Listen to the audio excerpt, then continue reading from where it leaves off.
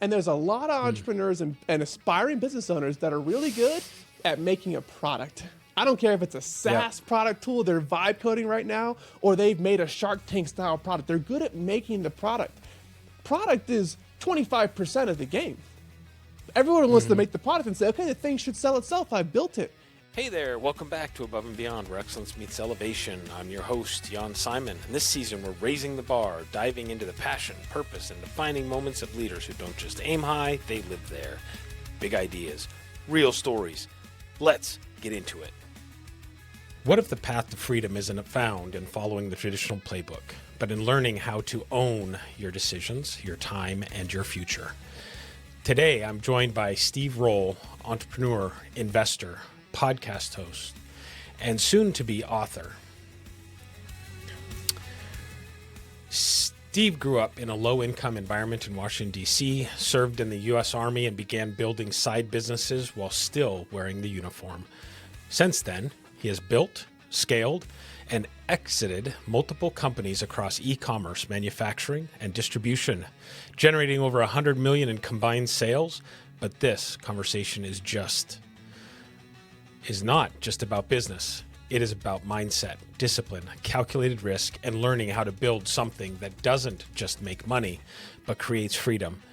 Steve's story is about taking control of your path, even when the odds, the environment, and the expectations around you say otherwise. Steve Rolle, welcome to Above and Beyond. Thank you, Jan, for having me on. I'm excited to be here. Yeah, well, I'm excited to have you, and we were talking a little bit, but Steve, this is actually our first remote recording of Above and Beyond, so I appreciate you being the guinea pig, the test subject, the petri dish, however you want to throw that out there, but I love the fact that we're kicking it off with you. I've read a bit about your story and done some background checking on you and really think that you've got a powerful story to tell. So I'm excited about it. I'm excited about learning how you've navigated ownership, some adaptability stuff, and just really truly building beyond the limits of, we'll say, what your circumstances were growing up. So thank you. Well, I appreciate the gracious introduction that you gave as well. And I'm excited to be on here for the first ever virtual that you've ever done. Great. So we're breaking the ice, and I'm a great guest to have on for breaking the ice. I promise you that. Awesome. Well, this is awesome. So thank you very much. So Steve, let's do this a little bit. For those who are watching the podcast, why don't you give me a little bit about who you are, where you're from, and why you matter? Well, I'll tell you, my whole story starts off with powerlessness. And if you compare where I'm at today from the environment that I came from, I learned powerlessness from my neighborhood, from my family, from my environment, from the church that I was in, where I realized at a young age, we were not in control. And so many people find themselves in the same situation, the same upbringing that I was raised in. Little poor black kid on the East Coast, growing up on the outskirts of DC. My dad's a government contractor. And my mom was trained as a nurse. Both of them had associate's degrees. And we didn't have 2 pennies to rub together on top of them taking care of just the basic necessities. And there were times when the basic necessities weren't there. One of the funniest things I remember from my childhood, if it's funny being poor, is every year they would have this Thanksgiving food drive where you would bring items to the church and they'd have this box set up. And I remember going to the store with my mom, and she was really scrounging to find some extra money just so we could go and contribute to this thing. You remember Ragu spaghetti sauce? That brand Ragu? Yeah. I think it's still around now.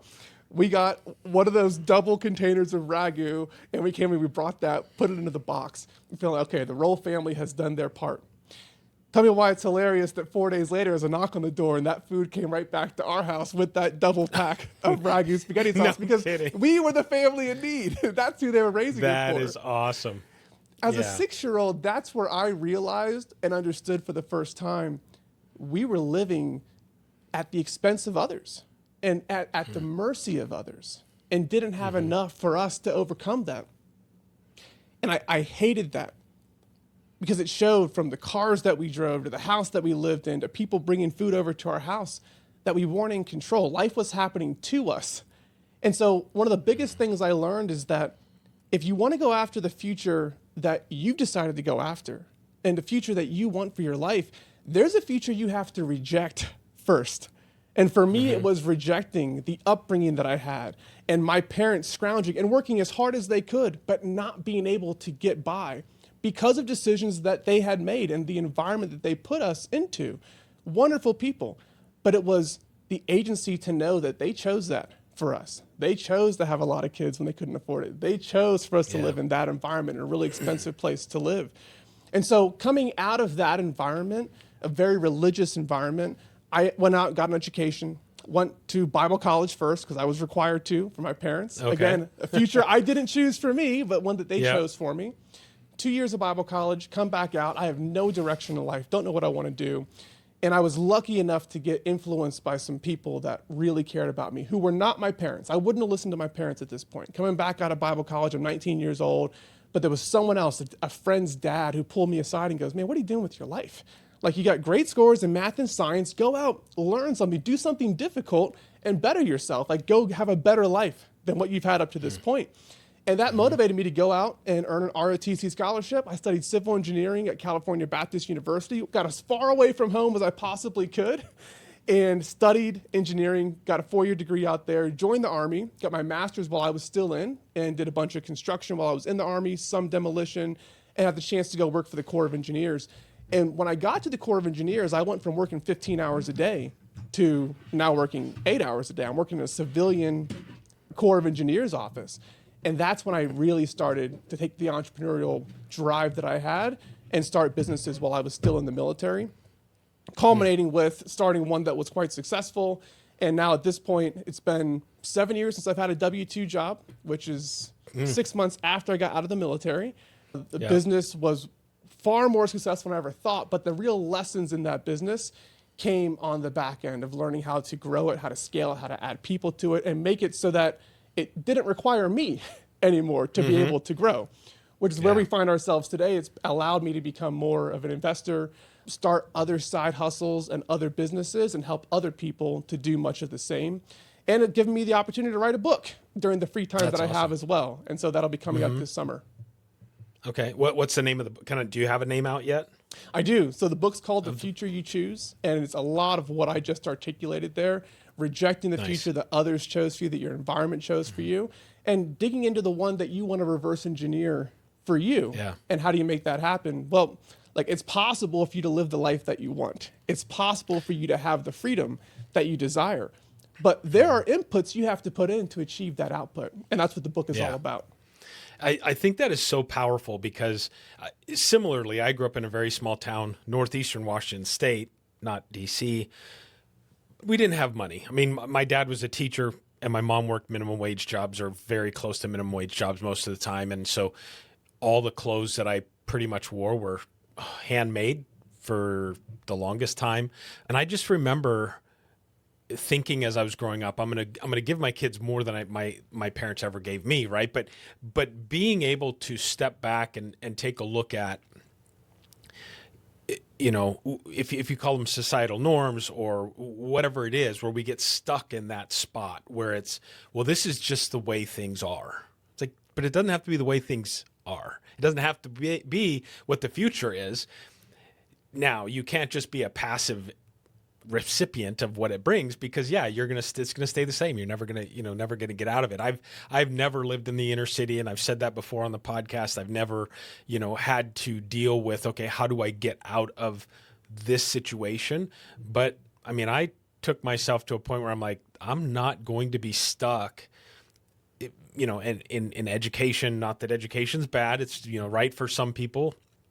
It's funny, for the longest time growing up, people told me, you should either be a pastor or you should be a teacher. And I'm like, don't want to be either one of those, So it's interesting, though, because I relate very closely to what you're saying, and I think it's very powerful that, yes, we all have some semblance of control over where we're going, not necessarily where we've been, and we don't have to let our past define what our future holds.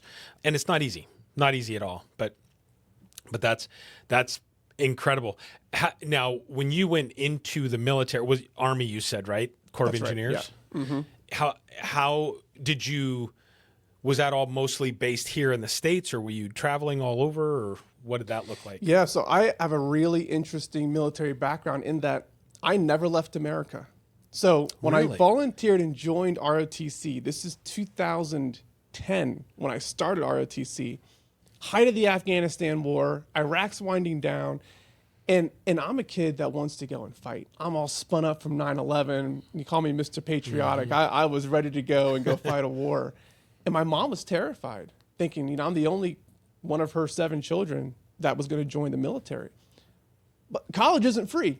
And I wanted to get a good education. It was going to cost some money. So there weren't that many paths to do it. And an ROTC scholarship was actually the easiest path to get, because back in 2009, they were accepting 97% of applicants who qualified for it. So like if you wanted to go get shot at, like you could sign up for it. So I did ROTC from 2010 to 2014. And by the time that I got out, 2 things had changed. Number one, I had no desire to go fight a war. I had seen some things and people that had come back that I thought, I don't want to do that. And number 2, the war was really winding down at that point too. And so I bounced from duty station to duty station. And it seemed like every time I would bounce to one, the unit I was a part of would go either to Iraq or Afghanistan or to Kuwait, one of those 3. And so I just kept on missing it. But I didn't mind the fact that I was missing it. I volunteered to serve. I wanted to go and fight. At this point, I'm glad I never had to go, And seeing how that changed people, and I have so much respect for those that not only join the military, but the ones that are deployed for long periods of time and they come back, and you come back a different person than when you go. And some call it a growth experience, others call it a life-changing experience for those that are going out and fighting. And we owe such a debt of gratitude. Even those of us who were in, we owe a debt of gratitude to those who went and fought, and the warriors and I am not one of those warriors. That's not me. Gotcha. Yeah. Did you play sports growing up, or what were you involved in extracurricular? What got you kind of focused on the military? Was it just 9/11? Well, I'll tell you, I played baseball all growing up as a kid. Really went into basketball because it became kind of a family thing. Now I'm only 5'11", so there was a peak to how good I could get at basketball. So I never could have qualified to go play Division I anywhere. I really wasn't good enough. But I promise you this, at Bible college, there weren't that many black kids at Bible college, okay? I was a star at Bible college. Yeah.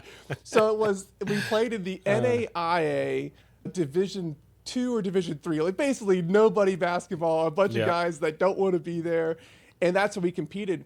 But to me, it was a college basketball experience, and I thoroughly enjoyed it before I ended up flunking out of Bible college and had to leave and go back home. So sports was a huge part of my life. Sports taught me that there's nothing you can apply yourself to in life and do over and over and over again that you can't become really, really good at. Now, you may not become best in the world. That requires talent and the persistence and repetition. But part of the rule of 100 that I use in my own life today that keeps me from failing quickly, people call it failing quickly, it's more like quitting early, is that rule comes from understanding if I shoot free throws and I'm going out and I'm playing basketball, I shoot 100 free throws, I'm going to get better at that thing. And I may not be perfect after 100, but I will have learned what it takes to get better from 0 to 100. And that's fundamentally where that starts. And the sports can teach us so much, the hard coaching, discipline, working out as a team, but really understanding that you can dedicate yourself to something and you will get better. I tell my kids this to this day.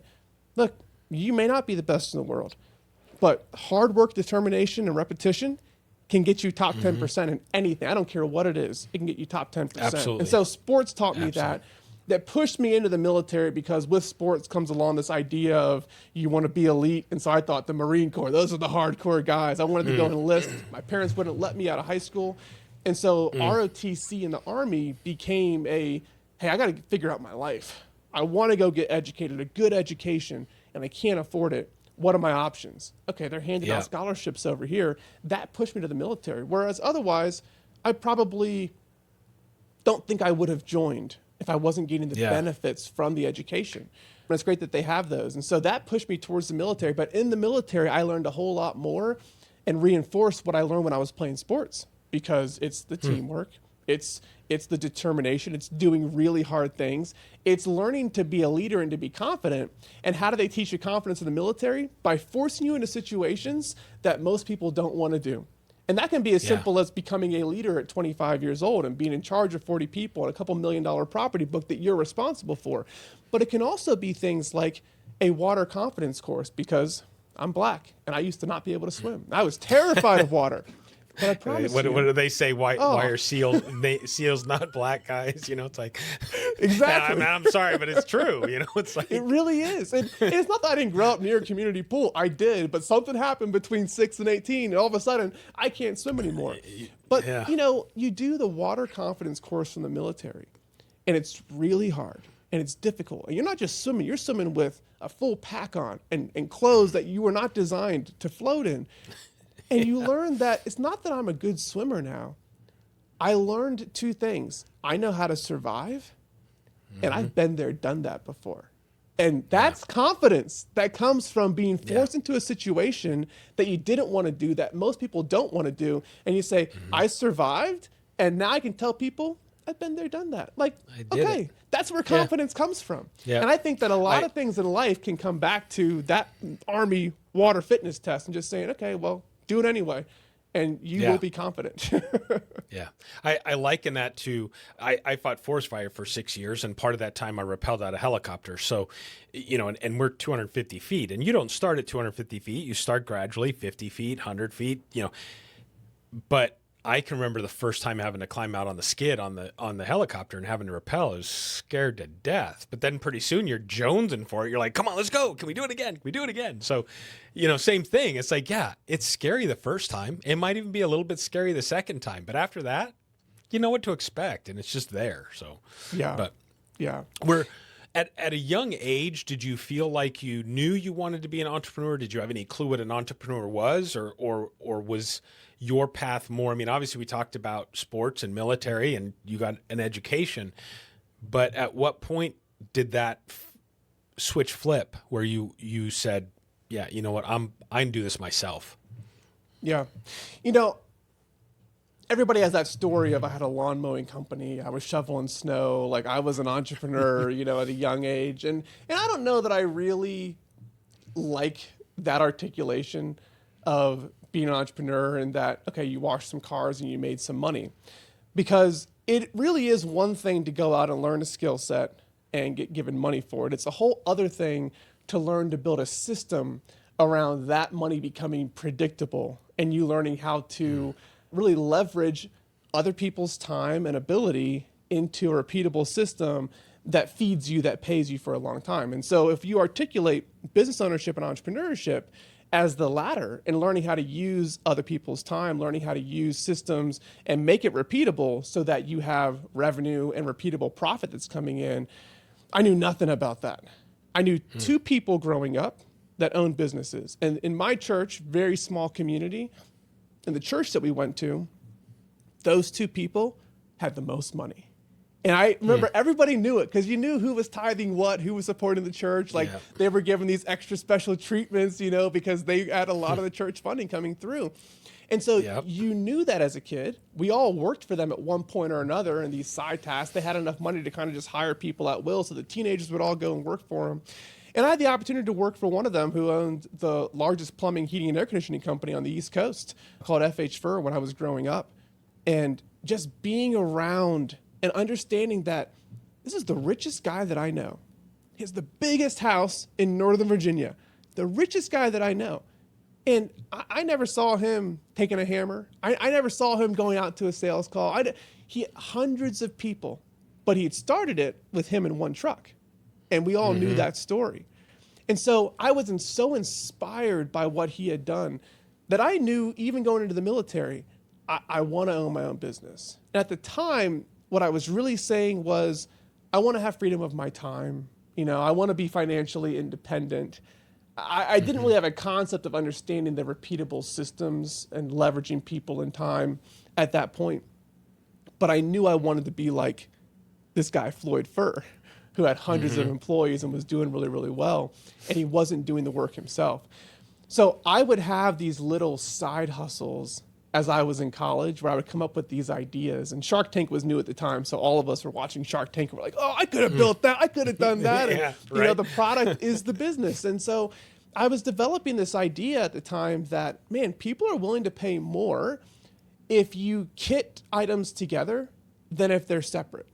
And I just had this epiphany one day. I thought I was a smart guy. I wasn't that smart. A lot of folks have figured that out long before I had. You walk into any Walmart and you see, okay, you can buy an individual set of plates or you can buy the set. And it's a little bit more expensive, but you're getting the convenience of putting it all together. And so they're making probably a higher margin on that set than they would on the individual items. And that was a concept I started to play with. I tried to build businesses around.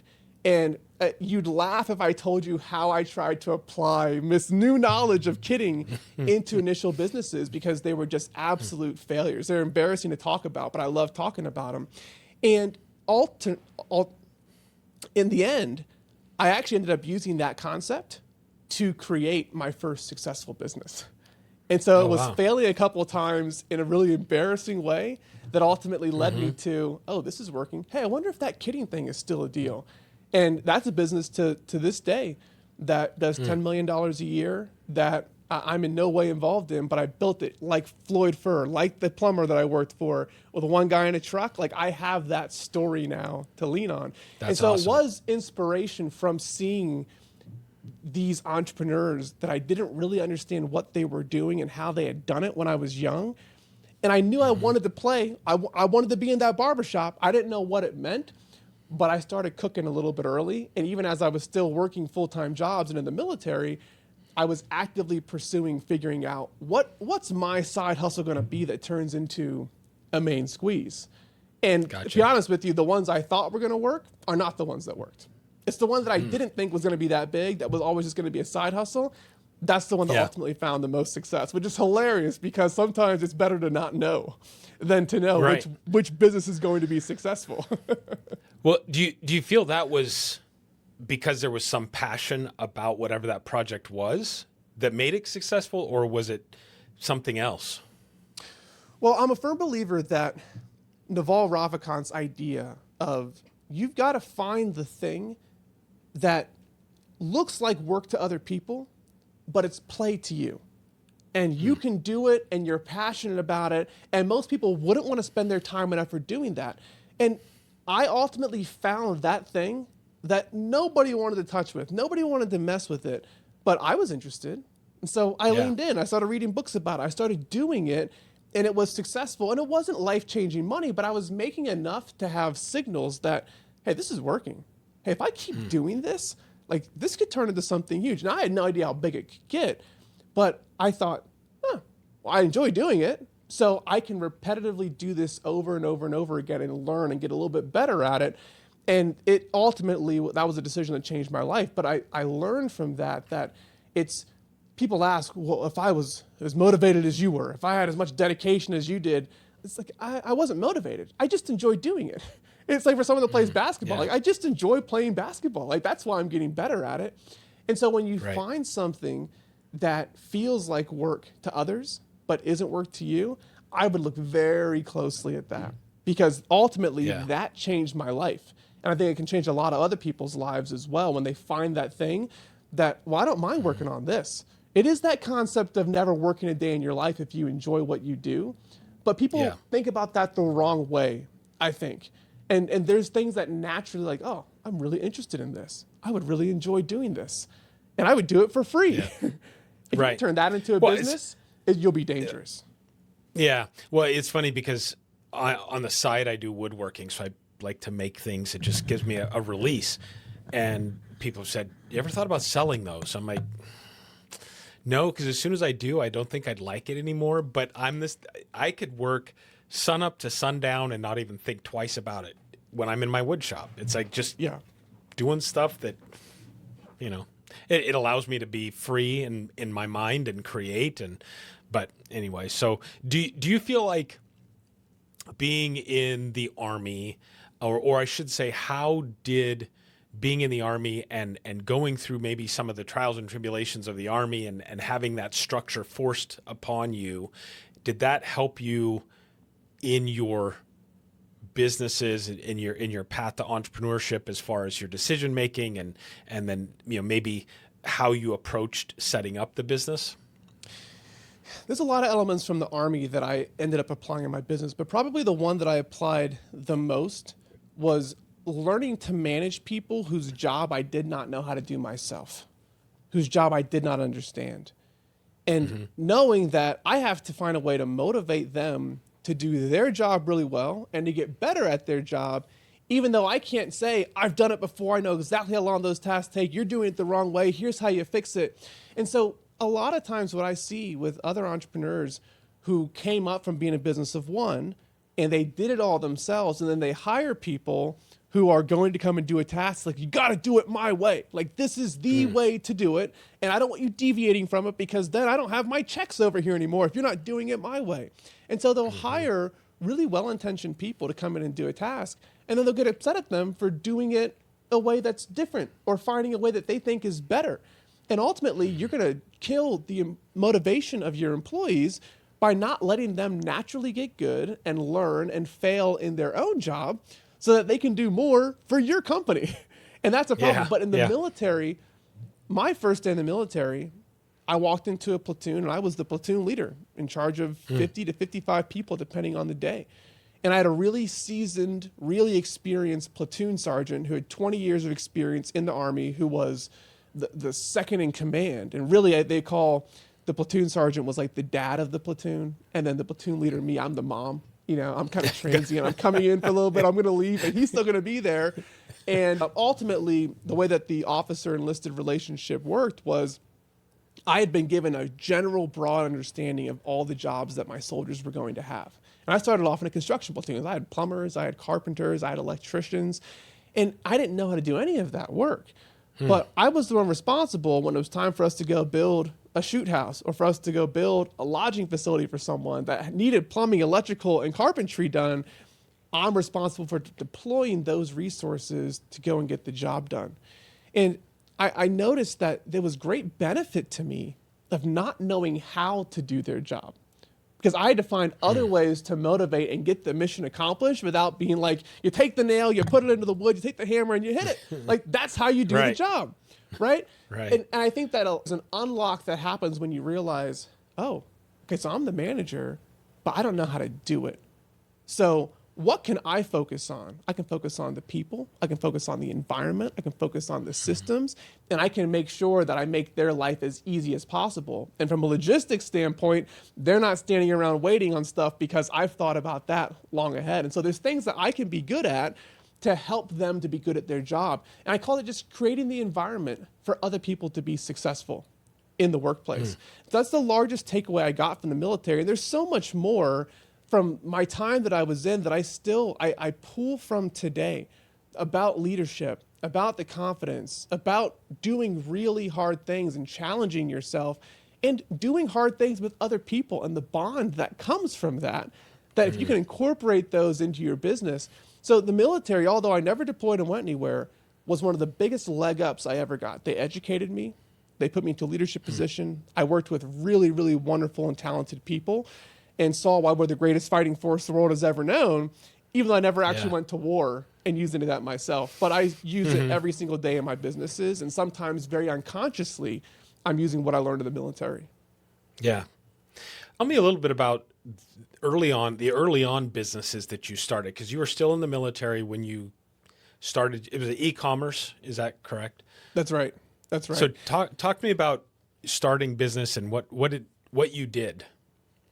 So I was always dabbling, and I was dabbling in different avenues all at once. So on one side, I have this understanding of kitting products together that I now understand I can charge more, a convenience tax to people if I can figure that out.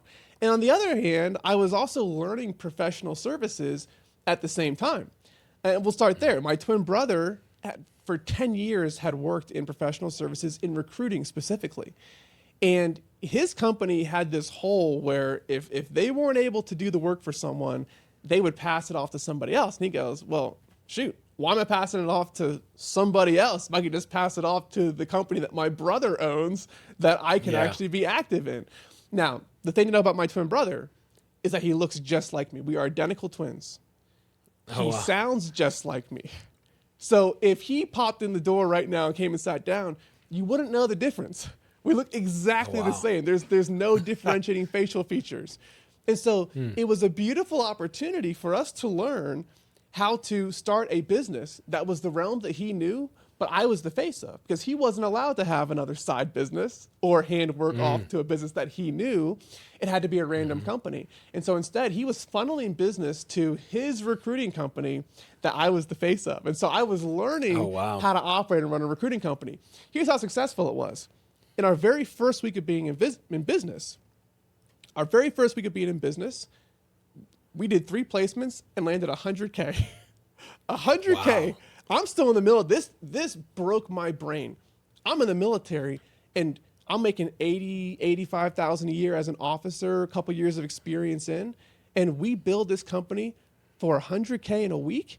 And 2 months later, when the bills came due, the checks came in for 25, 30. It's just like, this is unbelievable. Like, who would work the way I'm working right now if you can just go out and do it that way instead? And so it literally broke the way that I changed. That changed my mindset of how I thought about money. But that was a business that I was involved in that I was the face of, but I was learning it from him. Now, that's the one I thought was going to be successful. 100K in the first week, and it was crickets after that. Because we had one really desperate customer. And we didn't understand at the time that a business needs to have systems and outreach and customer acquisition. And you can't just have one success and one good customer. You have to have a way of attracting more of those customers to come to you. We didn't understand that. We had a desperate customer and we thought, let's go ride this gravy train, how far it can go. Well, when that customer went somewhere else and realized they can get a lot of recruiting services from a lot of different companies, well, we're out the door. Okay, let's go find the next desperate customer. That's what we thought. We already found one. How hard could it be to find another one? Really hard. Really hard. And then we started trying to build the nuts and bolts of a recruiting inbound business, of us going outbound, us doing marketing, us making cold calls, trying to get these different requisition orders to find people. We had a really hard time. And that business would ultimately fail because we weren't putting the time and effort into it when we didn't have desperate customers. But we made money in it. So that was a good thing. Now, the ones I didn't make money in, over here on this side, my product businesses. So when I was still in college, that's when I had this epiphany.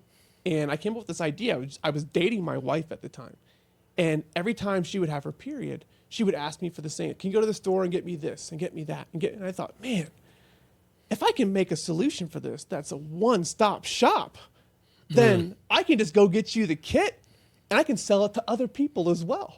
And so we go to Walmart one day and we're walking through Walmart and I go, okay, you always ask me for those pads. You always ask me for these tampons. You're always asking for like Nutella or Reese's cup. And then, what if I got one of those like 99-cent like red box cards? You just go there, scan the card, and you can have a movie to watch, And I'm thinking like, I have solved all the world's problems. I fixed PMS, and this is a recurring business model, like, what the TAM is, the total addressable market of women who get periods who need this problem solved. I'm thinking it's unbelievable. And by the way, I've gone through that period of my life where I think I've solved all the world's problems. I'm about to make billions and billions of dollars, probably a dozen different times. This was just the first time I would go through it. And so I was learning e-commerce, I was learning eBay. And so we went to Walmart and bought a bunch of each of those items. And I was kitting them up, and I kid you not, in Ziploc bags because I didn't know how else to put them together. And I didn't know how to label the Ziploc bags. So I took a piece of paper and printed out what I called Lady Days. And what did I call the business? I called it One Stop Shop. But somebody had already bought onestopshop.com. So I added, instead of SHOP, I made it SHOPPE. Instead, I did onestopshop.com. And we had Lady Days. And the idea was born. I sold one. I sold one on eBay. I put it up on an auction. Somebody bid 99 cents for it. I lost money on the product and the shipping to get it to them. But I had a product. I had a problem I thought I'd solved for someone, but I had no margin on that product. I had no way to distribute that product. I had no way to acquire more customers for that product. All I had done was built the product. And there's a lot of entrepreneurs and aspiring business owners that are really good at making a product. I don't care if it's a SaaS product tool they're vibe coding right now, or they've made a Shark Tank style product. They're good at making the product. Product is 25% of the game. Everyone wants to make the product and say, okay, the thing should sell itself. I built it. And I was no different. So one-stop shop Lady Days that I called it, was just an absolute failure, an absolute embarrassing failure. Because people are like, hey, how's that period PMS pack going? Like, not good, not good. Massive failure. I took a second iteration of it. Get out of college. I'm in the military now. I'm at my first duty station, and I fall in love with the game of golf. I think, man, when I go to the golf course, when I'm traveling, I got to buy balls. I got to buy a glove. I got to buy a divot repair tool. And, you know, it would be nice to just grab a kit. So again, I go, I'm not done with the idea. I'm going to go and make this kit for the golf shops instead. And this time I put a lot of effort into it. I'm not using Ziploc bags anymore. Now I went out on Alibaba. I found a box manufacturer. I had them make the perfect size box to fit 2 sleeves of balls, a nice glove with my logo right in the middle with a nice like cellophane so you can see through it, some tees that are in the back. I even added a branded koozie in the back to keep your beer cold. And I was going to tell the guys at the pro shop, this is going to get you more beer sales if you're giving this to people because they're going to want to put something into this koozie. Like, how difficult can this be? I had it all figured out. Again, I had a wonderful product. Like, the product solved my problem. And people that would be around me, it would solve their problem too. And so this time I'm like, this is not like Lady Days. Like, this actually solves a problem. But again, product is only 25% of it. Because if you have a product and nobody knows you have it, and you don't know how to distribute it, like, well, what do you do? So I think, okay, I'm going to get my courage up here. I had my little green Army notebook, come home from work one day, I get on Google Maps, and I write down all the names of all the golf courses in the area. Pick up the phone, and I start cold calling. Because what am I afraid of? The worst they can say is no. I've solved an unbelievable problem here. I couldn't get a single person to agree to buy these from me and put them into their pro shop. They admitted, like, yeah, it solves a problem, but like we have a system for this today. Like, people come in, they're buying balls, they're buying gloves separately, and you know we have deals with this distribution company that comes and gives us. Like, why would I put yours in? I got one pro shop to agree to take them on consignment, and so if somebody bought them, I would get paid after the fact when it happened. A week goes by after I dropped off these 10 kits, and I called them up and said, "Hey, how's it go?" Like, we haven't sold any yet. I go, really? Oh, no. I find that really hard to believe that we haven't sold any. I had a wonderful product. It was a great product. I'd never thought about margin, how to make money on it. Never thought about how I'm going to distribute the product. And I'd never thought about how I'm going to acquire more customers on my own. And so that ultimately failed as well. Now, did that one have more potential than the Lady Days? I think so. But to turn it into a business, there was a whole lot more that I had to do if it was going to be a path that was predictable. Lo and behold, years go by, and I'm aware of this amenity company, Little Soaps and Shampoos for Hotel Rooms. My wife's mom owns a piece of the company. And so I'd been exposed to it when I was in college. And they asked for help with their Amazon store. So my full-time job's in the Army. My wife is helping out to stand up their Amazon store and doing e-commerce for them. And she's making a 10% commission on these items. So she's making $2,000 or $3,000 a month. She was doing okay. Pretty decent sized company, only selling wholesale and really designed for hotels, selling like 500 shampoos, 1,000 bar soaps in a single pack. Her commission started to drop. And I go, what? That should be work. I don't understand why that's not work. Do you mind if I take a look under the hood and see what's going on here? And it was like I stood in front of the Amazon system and I remembered my eBay days and the one-stop shop Lady Days and the one-stop shop golf round. And I see this like, man, all these Airbnbs are looking for an opportunity to buy these little soaps and shampoos so they can be like the hotel and give the hotel-style experience. But they don't want to buy 500 of these shampoos. They got a house. They have a little closet to put stuff in. What if we gave them like 10 shampoos, 10 conditioner, 10 lotion, and 10 bar soaps to go along with that? That could be really killer. Now, here's the distinction. We had now a product that was already made. I didn't have to figure that piece out. I already knew it was a good quality product. But then we already knew that there was margin there. And we already knew that people would be willing to pay more because it was literally in the reviews telling us, I don't need 500. I'd pay you way more if you just let me buy 10. Like, can you please make something that solves my problem? So you've got product, you've got margin, and now Amazon is the distribution channel. And no one was leading into this. And then customer acquisition, well, Amazon ads like were brand new. Like nobody was using them whatsoever at all. So we had the opportunity to take the 4-part system of building what I call a freedom first business and apply all of that all at once. And from 2018 to 2021, we were the only ones that ever paid to do an ad for hospitality soap and shampoo on Amazon. And we captured tens of thousands of repeat customers in that period when ads were dirt cheap. Fast forward today to 2026, you can't sell a customer and advertise them and make money at the same time. Like it's so competitive. There's so many competitors who are out there doing the same thing that we were doing, but we were picking up repeat customers back when nobody was doing it. So you'd make wild amounts of profit on the first, I'm talking 40% net margins after paying advertising on the first sale, and then 50 to 60% on repeat purchases that came after that. The interesting thing is that company today is called One Shop. We lost the stop. It's still one stop shop. It's still spelled SHOPPE with a 1 before and a hyphen in between.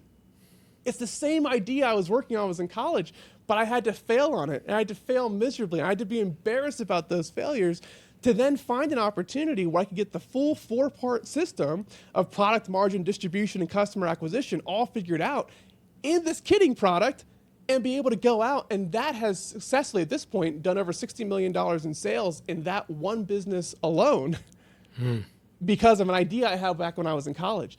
I didn't recreate the wheel. I didn't do anything really special, but we found an opportunity that no one else is paying attention to. You call it a boring business, if you will.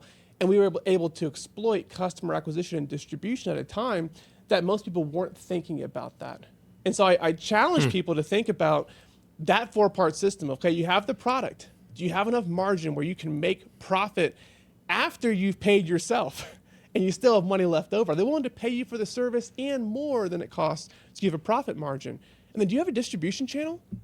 Okay, if you don't, like you should be thinking about where the customers are already coalescing at right now so you have easy access to them. Then inside that distribution channel, how are you acquiring customers? What does it cost you to acquire those customers? And can you do it profitably on the first try? Because if you have all 4 parts of that system, your odds of business success go from 5%, like everybody is when they start, to make $1 million. It skyrockets if you have all 4 pieces of that all together. And I only know that in hindsight because I failed so many times at it. At this point in my life, I've started over a dozen businesses. Only one has been wildly successful. There's another one that's well on its way right now. But I'm going 1 for 12, 2 for 12. Those are not great odds. Yeah. But the beautiful thing about this country is you only have to be right once. That's all it takes. You can fail, fail. I don't give a crap what anybody thinks about me and my failures and how public they've been. I don't mind, you know? Because I get judged now by my success instead of being judged by the failures. And I get to now articulate that the failure was a good thing. Yeah, how do you approach that? Because I think a misconception in the, we'll say the marketplace, but the world, whatever, is that because you're successful, you've had it easy, you haven't had the trials and tribulations. And how do you deal with that when you're meeting with people that are looking at you going, oh, well, you've, done $100 million in e-commerce business and you're obviously going to be successful at whatever you touch because money just makes money. People get it so wrong. They get it so twisted and they think you haven't failed. Then I tell this to people frequently. I say, I'm going to tell you a secret that you want to know about successful people. Every successful person that you know has failed way more than you have. And probably way bigger than you have. And they've embarrassed themselves. They've sometimes bankrupted themselves because they had enough risk tolerance to put it all on the line to go and make it happen. But they failed and they failed and they failed. And after starting a dozen businesses and really only one has been uber successful, I've learned that the secret to success in business and the secret to success in life is giving yourself the opportunity to fail in a safe place where when you fail, it doesn't require you to go bankrupt. You don't lose your house over it. You don't go negative in the checking account. But if you get into that environment, failure is just the building block of success.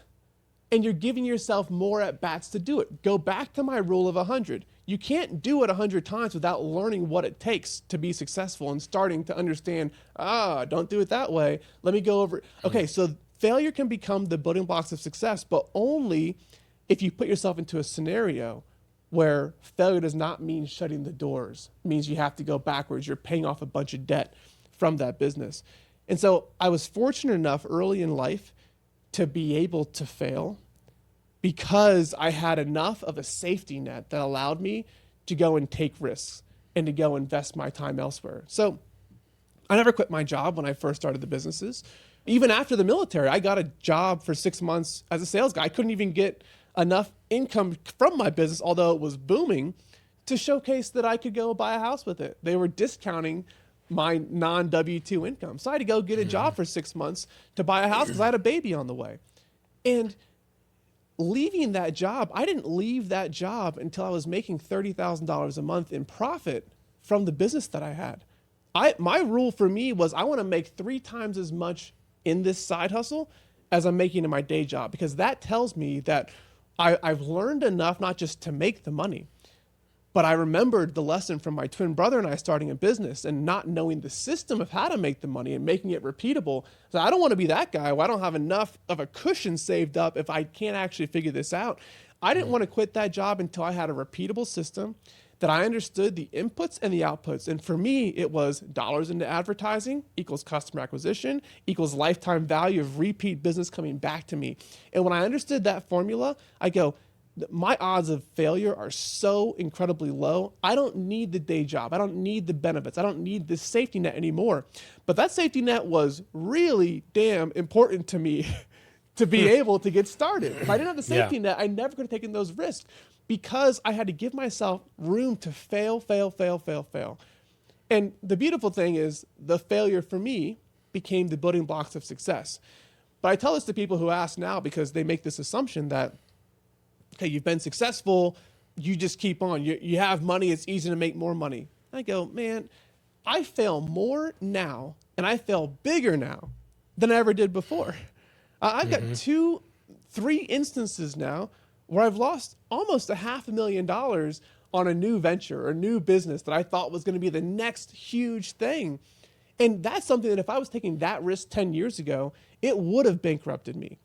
But the beauty is that my safety net's a little bit larger now. I can make a little bit bigger bets. But with the bigger bets come bigger failures, where now you're not just closing a business, you're laying off employees. Like there's people that signed on who are working with you. Sometimes they were working for free. They're working for equity. There's people who feel burned from that. Like you're taking larger swings than you used to. It's not just about you anymore when you do it. And you never get away from that failure because failure is learning. See, it's when a kid learns to walk, we put them on a carpeted surface and we tell them, walk a step forward. And then they fall after 1 step and then 7 steps and then 13 steps. We're counting their steps. We're all excited for them. Well, they're learning by failing. Every time they fall down, that's a child failing to learn how to walk, but they becomes a building block of success. Now, if we change the environment for that kid and say, I'm going to teach you how to walk today, put them in the middle of a highway, cars are buzzing around. Now failure is catastrophic. Yeah. And a lot of people that are aspiring business owners will try to go learn how to walk in the middle of a highway with cars zooming all around them. And when they fail, they're $40,000 in credit card debt, and they've got a big hole to dig themselves out of. And like, what did I do wrong? I put it all on the line. I did what everyone said to do. And it's like, that's not the environment that most people that are successful found their success in. You know some stories of people that put it all on the line. Of course, you know about Elon Musk putting it all on the line. He is the exception, not the rule. Like most people gave themselves room to fail frequently and often enough that the failures became the building blocks of their ultimate success. And they did it by doing it in a very safe environment, whether it was them providing a safety net or somebody else providing a safety net for them to be able to go through those learnings and failures. And so I think failure is the best thing for you. And the more you fail, the higher the chances you're going to ultimately find success, because nobody likes to lose. Losing stings. But when we lose frequently and often, we learn ways to not lose. And I think that that's why you should put yourself in an environment where you can fail. And if you're not failing frequently enough, and you're not failing often, not failing large enough, you probably need to challenge yourself with something a little bit harder. If you're winning too much at life, Where's the growth? Growth comes from failure. I'd say take off a bigger swing, man. Like, don't put yourself in an environment where you're always winning. We all want to do more. We all want to grow and progress. And to the extent that that's the case, you're going to fail an awful lot. And a lot of people don't understand that. It's extremely wise, because I think that, I think from a very young age, we're taught that failure is a bad thing. And I think I might be breaking up here. I'm not sure what's going on. No, I got you. You're good. You're good. Okay. I feel like, we're taught at a very young age that failure is a bad thing. However, I like your analogy of teaching a child to walk, because it is true. They can't hear, oh, you fell down, that's horrible, you're a bad person, whatever. It's, oh, it's okay, get up, let's do it again, one more step, type of thing. And we're constantly cheering them for the next step versus pointing out the fact that they failed because they didn't take the next step, they fell down or whatever it is. So I think that's extremely powerful.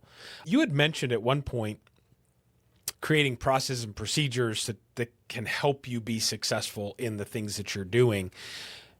How have you used that to help you manage the businesses so that you don't have to be ever present in that space in order to make sure that the business is successful?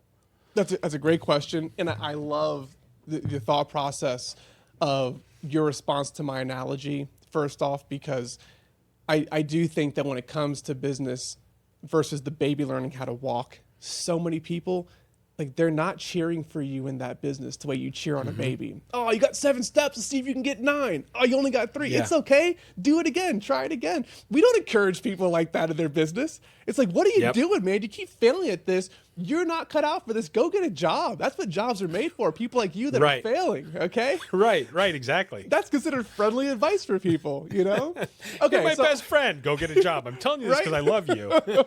People love to give hard advice, especially when someone's punching above their weight. They love to give you the advice that, hey, man, you weren't cut out for this, Come back down to earth. Come get a job, be dependent on the man, chain yourself to this desk for 35 years. That's how you're supposed to live a life, a responsible life. And I ultimately reject that. I think that's the future that most people probably should be rejecting and reverse engineering a different one. Now, this idea of systems and processes and making yourself not needed in the business, everybody wants to be the CEO. We glorify this title of CEO like it's something that everybody should want to do. And I found after being a CEO, starting my own business, merging and becoming the CEO of the larger one, I don't want to be a CEO. What do I mean by that? I mean, I don't actually want the lack of freedom being tied to the business where I'm ultimately responsible to the ownership and to the board for getting the business accomplished. I don't want to be the CEO. I want to be the owner who's above the CEO. And that's what most people, I think, really want. They want the freedom. You ask them at first, what do you want in life? Oh, I want freedom and flexibility to do whatever I want. And you want to be a CEO? I don't think you want to be a CEO, okay? Those two don't really go together. What you really want is to become the owner on top of the CEO. And so people start their business, they're doing everything themselves. You're a business of one. I started my business, I was a business of one. I had to do every single bit of it, from figuring out the product, the logistics, the customer service, sending stuff into the platforms and dealing with pricing and making every single decision myself. And it's a very safe space to be when you're doing it all yourself. It feels safe because you have control. Your fingers are on everything. And people really fall in love with that idea. They have a hard time giving up the control. And so they start hiring people, but they don't ultimately give up control. They give up the task without giving the why behind it or the control and the ownership. And they wonder why somebody fails in that role, because you set your employee up not for success. You set the employee up for failure. You never gave them control over the process that you said you wanted them to own and take something off of your plate. So how do you elevate yourself from being the business of one to becoming the owner who's on top of the CEO and all of the employees? And you get the economic benefit of owning the business without having to be required to do any of the work. And it's a process of understanding all the things that you know how to do as a business of one. There's a system. There's a process that you're following. There's a why behind it. And most people haven't written that down, and I was no different. When I hired my employee number one, who would ultimately become my business partner, He goes, hey, you got to teach me how to do some of this stuff so I can take it off of your plate. And he had the wisdom that I didn't have. Meaning, he said, every time you teach me something, let's do it on a recorded Zoom. And I'm going to take the notes from that Zoom and I'm going to create an SOP from that. I didn't know this. I should have known this, right? It seems like common sense. It was like, oh, you got to have your SOPs. You got to have your processes written down. I just had tasks that we had to do or the business would not be successful or we wouldn't have family or food on the tables for our families. Like we just have to get this stuff done. What he did was he taught me the power of having a written standard operating procedure, SOP, so that he could pick it up and he could also teach somebody else to go and pick it up.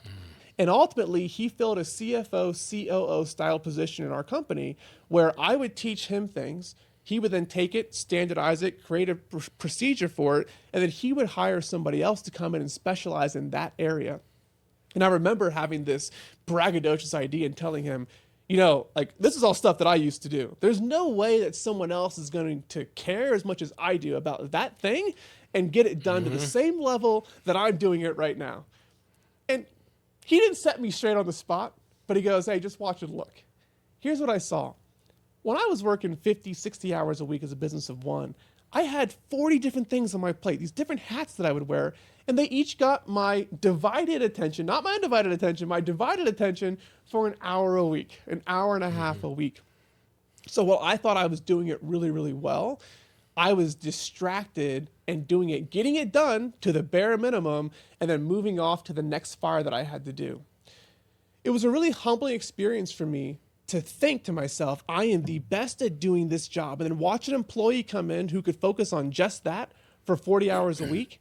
And I used to tell my first employee who would build all these processes, hey, you know, if someone can come in and do it 80% as good as me, I can live with that. Like, I'll be good with that. It was humbling for me to find out that when they came in and focused on that one thing, it wasn't 80% as good as me. They were doing it 300% as good as me and actively getting better at it and becoming more efficient all at the same time, where they were able to do that and then ask for more work. You see, where we focus and where we put that rule of 100 to work and do something over and over and over and over again, we get better at it. We get more efficient at it. We begin to flourish. And when you're an employee in an environment where it's not like you got better at your job, okay, I'm going to pay you less, and people think that way, which is stupid. It's you get better at your job, hey, ask me for more, and ask me for more pay at the same time, because now you're taking on more responsibility. You can own more and have a larger function inside the business. And so I learned from him. It wasn't me. I learned from this first employee of mine how to create a system. And now we've got a procedure. And now we can train somebody on this procedure, but then give them the ownership of it and say, this was why we did it this way. But I want you to know why we were doing it, because ultimately I want you to build your own standard operating procedure for you that's going to be more informed with someone who's doing this as a job on a daily basis.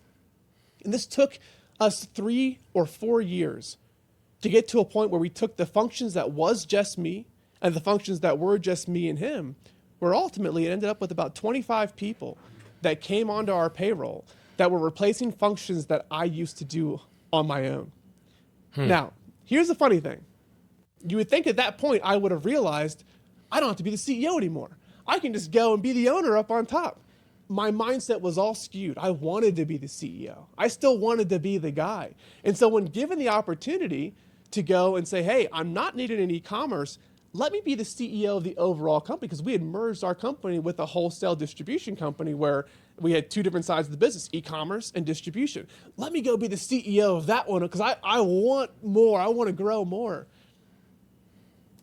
2 years into that role, I realized being a CEO is not for me. I don't want to be accountable to a board. I don't want to be tracking KPIs and meeting friction and resistance from a board or owners who have a different idea of the vision for the company than I do. I just want to be the owner. I want to be the guy who's up here who gets paid a lot of money and isn't dealing with any of the problems down below. Here's the funny thing. I left that job. I come back and say, I guess I'll get back involved in e-commerce again. And I realized, ooh, they don't need me. Like, there's nothing for me to do. And it's it's hard to say I did such a good job of delegating. No, like I was fortunate enough to be around such quality people that they taught me to delegate and how to create systems and processes that when I came back to do the job again, I realized there is no job for me here. And so it forced me to go all the way up to the top level of just being an owner, which as an owner, I go, okay, I'm not putting any time and effort into this. Yet it does $10 million a year in revenue. And it's being managed by people that they know my process, they know the why, they built their own process on top of it. It now is growing on its own. Man, where do I want to spend my free time? And I'm the idiot that decided to go out and start more businesses instead of going out by the pool instead. But I'm driven that way. Right. And that's the way I like it, because I want to go and grow more. But there was a process to go from being a company of 1 to being a company of 25 that didn't need the 1 anymore. And I wish I would have understood that sooner. But I'm so glad that at this stage of my life, I know, man, what I want to do is I want to be the owner of more businesses. I want to be the owner of more, but not the operator of that. And it's not that you want to go and skip the operator level. The operator level is very important for people to go through, but your ultimate goal is not to be an operator forever. It's not to work 50-hour weeks forever. I write my book about a freedom-first business mindset, and the goal is to fast-track your way up to owner as fast as possible. Now, for most people, it's going to be a period of years before you get there, and that's okay. Right? It's not that you have to get there fast. It's about achieving that and knowing what you've built, because a lot of learning happens here, and then getting yourself to a point where you can now go out and fail more, fail bigger, but here's a silo that keeps on paying you for a long time to come. You still own this. It still runs, and it's still your impact.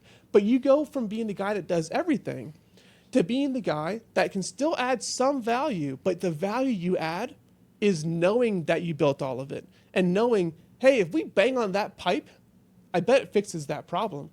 That's the kind of stuff that you know. You become a consultant in your own company. And who wouldn't mind building a company, working 1 hour a week on it, saying, hey, bang on that pipe, money comes out of it, and that's your week. And that's the goal that we're all ultimately trying to get to. Forget being the CEO. The CEO's job sucks. You want to be the owner. Yeah. Speaking of ownership, obviously, ownership, I feel like definitely for you goes way beyond just owning a business, right? We're talking family, life, personal, the mindset that comes along with that. How do you balance the leadership of the business and the leadership of the family with regards to intermerging them? Are they the same, or do they look different? I was really fortunate that when I started my business, it was the same time that my first daughter was born. And so I've now got 2 beautiful daughters, and my wife got a 6-year-old and a 4-year-old. And I have very much siloed the business portion away from the family portion. And so there are things that I know that I care about. My freedom first business mindset is I know I want to grow businesses. I know I want to be involved in my own failures and growth and building more. And there's a kingdom that I want to build over here. But I know that the more important thing I'm doing in life is being a father, being a husband. And so how do I get myself to an environment where it's okay to do both? And where doing one is not taking away from the other, but they're in fact complementary. And so the journey that I've been on over the last 7 years is trying to figure out how to be a present father, a present husband who has business interest and a growing business at that, and can go and attack all things at once. And so I found what works for me, and this may not work for everyone, but what works for me is when my kids are home from school, generally speaking, I'm home. The hours that they're at school, I drop them off at 8 o'clock in the morning, and they don't come home until 3, 4, 5 p.m. Generally speaking, from 8 a.m. to 5 p.m., that's dad's go build the kingdom time. Like, I'm going to go out and hustle, and I have 0 distractions. If anything goes wrong, I know my wife's got it. She's handling it down at home, handling the pickups from school, handling whatever happens after school. And when I come home, the business stays there, and I'm present with the family. Now, it's not always that way, but it's what I strive to do, to leave the business and focus on the little ones, because they're not going to be little for that long, right? Yeah. And so it's very pressing on me. I become more emotional about it as time goes on, especially being a girl dad, especially having my youngest being 4. So we don't really have, like, we're at the mercy of the school system now. And so when they're home, I know I want to be present in ways that my dad wasn't capable because we didn't have the technology we have today. And he also had to go out and provide. And so in my situation right now, I'm not trying to bring my family into the business and bring those two together. I like having them separate, but I want them to be complementary to each other. And I want my kids to see me going to work every day. I want them to understand that dad still wants things. Dad's still trying to grow something. I want my wife to see that. I want her to respect that about me. But I also want the business side to respect that, hey, I'm dad first. I'm husband first. And this over here, I can live without this. Here's what's important. And trying to getting yourself to a point where you know what pipe to bang on so that it only requires you to do an hour a week or an hour a day so that you can spend the time with the ones that you love and still know that your kingdom is being built over here. There's something beautiful about the freedom that gives you the opportunity. Now, not everybody wants to be a family man. Not everybody wants to do the things that I want to do. But I love to say this. The best part about not having a 9-to-5 is having nowhere to be on a Monday morning. What do you want to do on Monday morning? Do you want to go play golf? You want to go spend time with your kids? You want to go on a date? You want to go for a hike? You want to become one with nature? What do you want to do on a Monday morning? If you have a 9-to-5, there's someone else telling you what you must do on a Monday morning. And that's the worst part about it. And the best part about not having a 9-to-5 is just, I got nowhere to be. What do I want to do today? Where do I want to grow? Where do I want to invest my time? And ultimately, that to me is much more the symbol of success than becoming a billionaire. It's saying, hey, I get to invest my time and my efforts and my dollars wherever I want to. Like, I'm in control of that. That's the freedom that I have. If I want to work this week, I'm going to work. If I want to be with my family this week, I'm going to be with them. And I think ultimately that's the goal, is to get yourself to where you're free and you get to decide where you spend your time, where you spend your resources. That's what we're going after. And so I don't really bring the family and business together. To me, they're very separate, but it's where I invest a lot of my own personal time outside of the business. Gotcha. Talk to me about your business right now. So you've got Roll with Steve, right? Podcast. What is the podcast about? The podcast is all the lessons that I wish I would have learned before going to the school of hard knocks and learning them that way. And so I bring people onto the podcast, and I'd love to have you on as well, where we just dig into their lives, their businesses, and all the lessons learned along the way. But with a really big emphasis on betting on yourself. Because I believe that most people are okay losing if they bet on them. But you don't want to lose on somebody else's call. And so I want to talk about the areas that you bet on yourself. So the podcast is really about that. So I'm Roll with Steve on all the channels, and I got a YouTube channel called Roll with Steve that does host that podcast, and then I post daily business content on those channels as well. Very cool. And then you've got the book. And then what's the name of the book again? I'm sorry. The book's called The Future You Choose, and it'll be coming out in July of this year. Okay. And then outside of that, do you have other businesses that you're currently working on that you can share with us or that you're growing? What is it that Steve does for a job? Absolutely. So today I operate the Roll Management Group. So my last name, Management Group.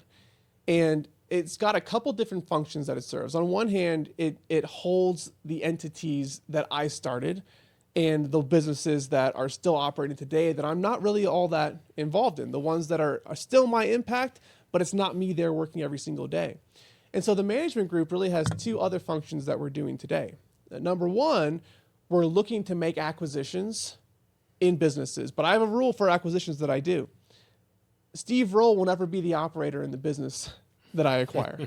And so I'm looking at businesses that are between 10 and 20 people with either an operator already in the business, the existing owner continuing on, or another operator that I bring in to run that business specifically, where from day one, we're creating the infrastructure for me to be at the top as the owner, not operating in the business, because they say those that work in the business have no time to work on the business. And I absolutely love that because it's so true. Very true. That, I can look at your business. You can look at my business and see things that I'm not even cognizant of because I'm so busy in the weeds, solving problems, putting out fires. The time to innovate on a business, it comes in the pauses. It really comes in the times when you're in the shower by yourself, you're reading a book, you're out on a long walk, and you go, oh, we should be doing, this is so obvious. Well, you don't have time to think about that when you're actually working in the business on those. And so one function is acquiring businesses that are existing. The other function is that we partner with experienced operators to start professional services businesses. So recruiting is the easy one. That is my background.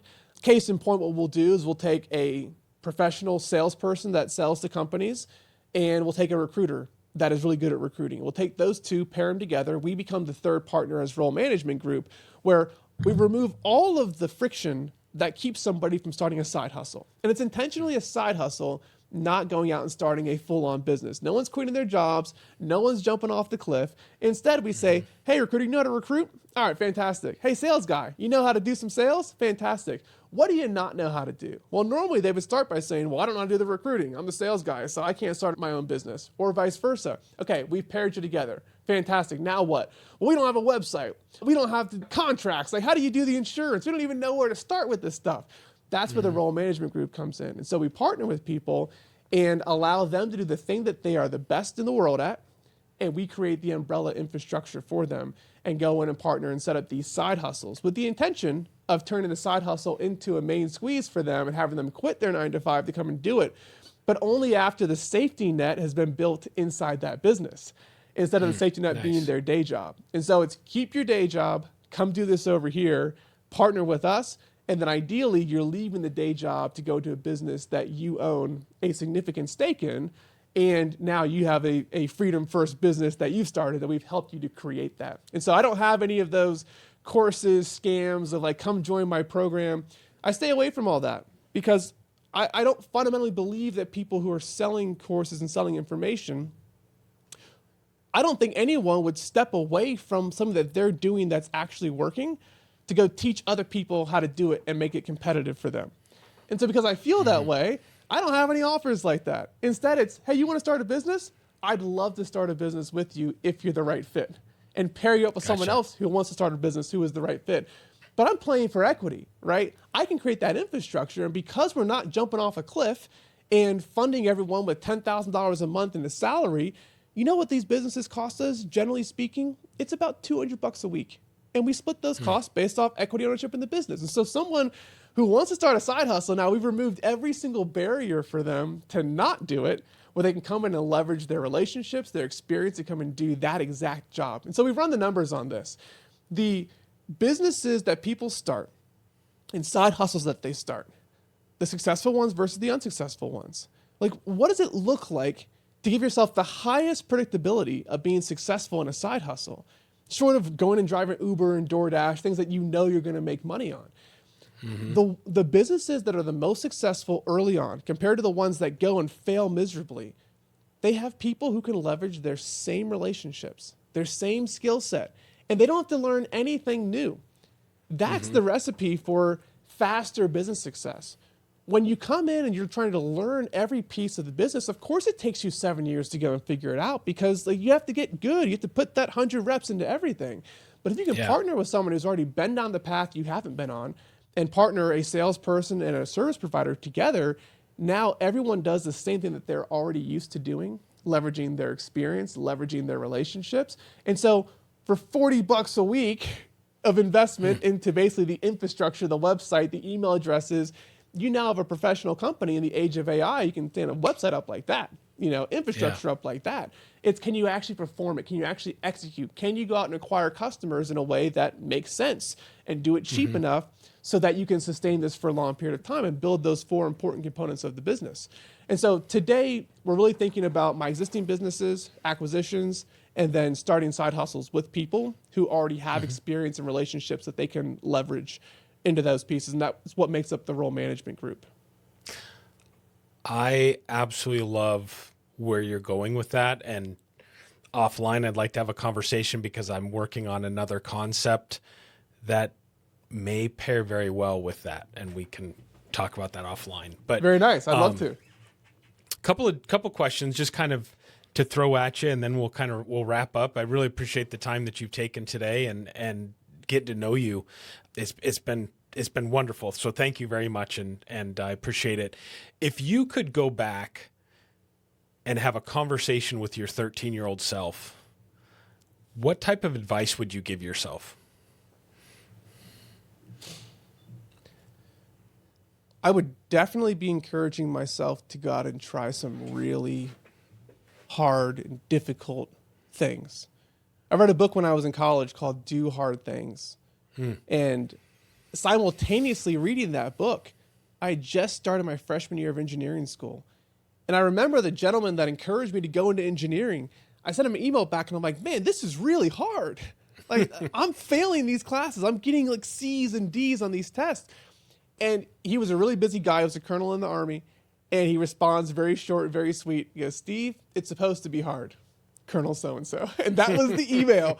And I realized in that moment, there's so much benefit that comes from taking on difficult tasks and hitting your head against the wall and ultimately succeeding at doing those. It teaches you so much about what your potential is in life. If I talked to my teenage self, I would be encouraging myself to bet on me, to do really difficult tasks.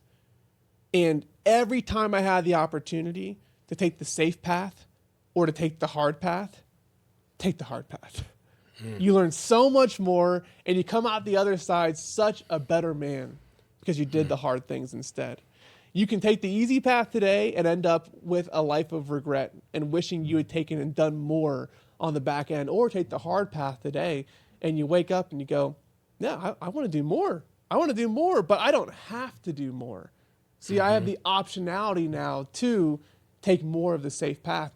And you see that happen at a certain point where you see these entrepreneurs start taking chips off the table and they don't keep all the, Elon Musk is his own beast, keeping his chips on the table the way that he does. That's fine. But for most people, the Mark Cubans, the Hearst, all the sharks on Shark Tank, they're taking chips off the table, right? Now they're going into a life full of optionality for them to decide, where do I spend my time? Where do I spend my resources? But I'd be telling the teenage version of myself to go challenge yourself, go do difficult things. And every time you get a chance to bet on you, bet on you. Take the bet. Yeah. Awesome. One more question. We talk about legacy a lot on this show. If you were to look back after you're gone and you have your kids, your family, those that you've left behind, the business, what do you hope your legacy is, or do you care to have a legacy when you're gone? I think legacy is a loaded question. I read a lot of philosophy. I'm reading a book right now that basically says by the fourth generation, nobody even remembers you ever existed. You know, like name your great-great-grandfather. Like, don't worry, I'll wait. Like, nobody knows who it is, right? And so ultimately, you're going to get to a point where everything you did, everything you said, it doesn't matter, right? So for those who are religious, you're living for a higher purpose. If you're not religious, like, just the point is, be present, because the gift you give to your children, the gift you give to your grandchildren is being present at a time that it still matters. And so when I think about the legacy from a business standpoint, yeah, I think that there's a double-edged sword of my kids not having as rough of a life as I had, or having to figure out as much as I had to go from 0 to 100. You know, it's easier to go from 100 to 1,000 than it is from 0 to 100. But that being said, that is a double-edged sword, because they're not going to have the same struggle that I had. You know, it's hard when you start to rationalize from a philosophical standpoint. Where do you derive your motivation from? And I would say to you today, my motivation comes from the things I want to accomplish in the future. But I'm not really sure it's not coming from the things behind me that I'm running away from. I don't want to be poor again. I've been poor. It sucks. You should write a philosophical book with that one. I'm telling you, people think motivation is always forward looking. And I think most of my life I was running from something, not trying to get somewhere. instead. I just knew what I didn't want. And I've even heard Kevin Hart say this too. They say, man, why are you working so hard? He's like, look, I've been poor. I never want to go back. I'm terrified of going back to where I was. And that resonates with me. Yeah. But I do think that, there was a time in my life I would have said legacy was very, very important to me and how I was going to be remembered. Right now, I'm just trying to be present and to have an impact on the people who are here while it still matters. Because there comes a time when it's too late. And 4 generations from now, when I'm long gone and forgotten, I'm okay with that. Did my kids know that dad loved them and cared about them? Did my wife know that I cared about her? Okay, that's really important to me today, and that's where I stay in the present. Awesome. Well, Steve, I appreciate it. I appreciate that answer because that's very well thought out in the minute. So I appreciate it. Hey, thank you very much for coming on again. Give me your podcast one more time and then where people can find you if they're looking for you on the internet. We will link everything that we can to the podcast. But awesome. I'm Roll with Steve on all platforms. It's Roll, my last name, Rolle with Steve. And that's the name of my podcast. It's the Roll with Steve podcast. And then on all major platforms, it's just @ Roll with Steve as well. Awesome. Thank you very much. Appreciate it. Awesome. Thank you for the opportunity, Jän. This is Steve Rolle, and I went above and beyond.